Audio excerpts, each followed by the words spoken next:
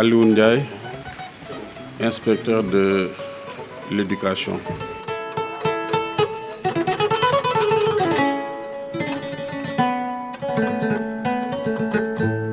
C'est un ouvrage en coproduction. Nous l'avons édité avec Souleymane Yoro, qui est formateur au niveau donc, de l'école normale supérieure devenue FASTEF, et Marguerite Ndiaye aussi, qui fut directrice du centre de formation au niveau de Kaolack et qui est aujourd'hui dans la consultance. Donc on a eu l'idée de travailler sur ce concept de la case des tout-petits, parce que souvenez-vous, quand le président Wade est venu dans les années 2000, étant juriste et après avoir analysé tout le contexte international avec les conventions sur les droits de l'enfant, avec les chartes africaines sur les droits et le bien-être des enfants, il avait jugé nécessaire véritablement de promouvoir l'éducation des jeunes enfants. Et il connaissait aussi l'importance de cette période, parce que la tranche d'âge 0-6 ans constitue la période sur laquelle se bâtissent les réussites futures. Il y a certains penseurs qui vous diront, dis-moi les 6 premières années de ta vie et je te dirai le reste. Tout se joue avant 6 ans. Et il avait lancé le concept donc, de la case des tout-petits. Mais il fallait opérationnaliser véritablement ce concept de la case des tout-petits. Donc il y a ces penseurs tels que les Jean Séguin, les Jean Itard, les Édouard Séguin, avec les Pauline Kergomar qui ont eu à réfléchir un peu sur l'éducation de ces enfants. Et surtout Maria Montessori, l'italienne, qui véritablement a opérationnalisé un peu cette idée-là. Et il y a cette pédagogie avec l'école nouvelle où on parle véritablement de la pensée de Montessori. Il nous a fallu donc revisiter un peu ces penseurs-là pour ne pas réinventer la roue.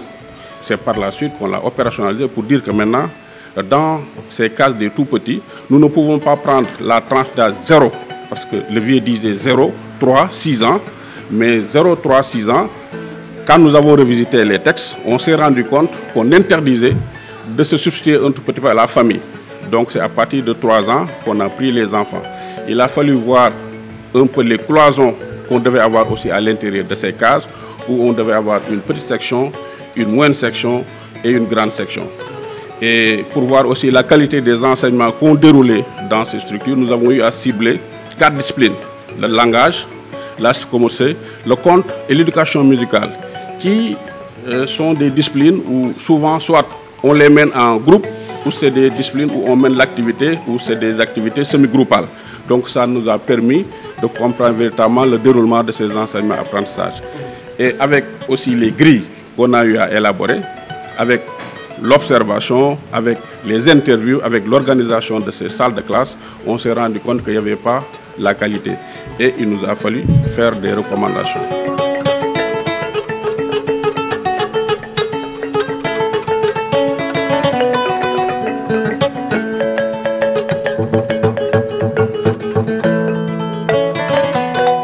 Mais quand le vieux déjà est venu en 2000, déjà le taux de préscolarisation était très bas.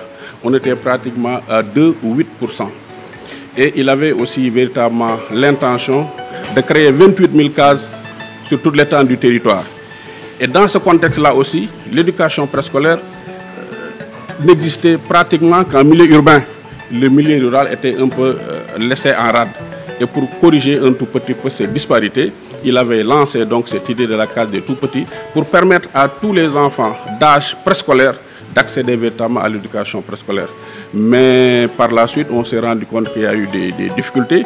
Jusqu'à présent, nous sommes à 17%, là où on a une projection pour aller jusqu'à 50% en 2025 ou 2035, parce que quelque part, cette idée de la case des tout-petits, ces infrastructures sont insoutenables. Le coût qu'on mobilise pour réaliser une case des tout-petits, quand même, c'est des coûts qui sont insoutenables. Par exemple, imaginez une case à 25 millions.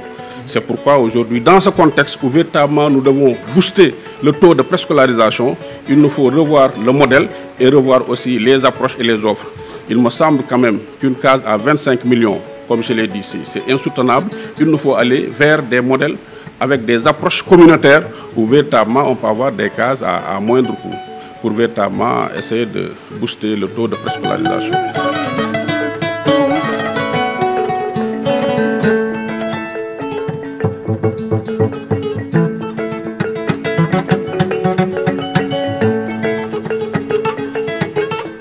À l'époque, on a eu à faire des propositions parce que par rapport au niveau de recrutement et par rapport aussi à l'approche communautaire, on prenait des animateurs polyvalents avec un niveau de formation pratiquement du brevet, mais on avait proposé de recruter les gens avec le bac, c'est le cas présentement, mais aussi d'aller vers une spécialisation pour ces gens qui interviennent au niveau de ces structures. Parce qu'aujourd'hui, on nous parle d'une formation polyvalente au niveau des CRFPE, alors qu'au niveau du préscolaire, il y a une certaine spécificité, il y a une certaine particularité, il y a une certaine singularité.